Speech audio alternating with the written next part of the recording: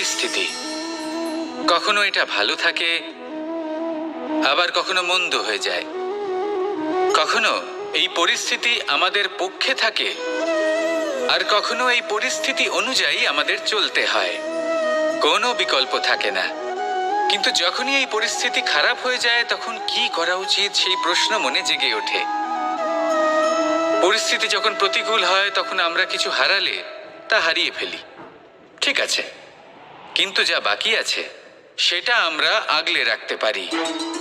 পরিস্থিতিকে সামলে রাখার চেষ্টা আমরা অবশ্যই করতে পারি, শুধু সেটুকুই আমাদের হাতে রয়েছে।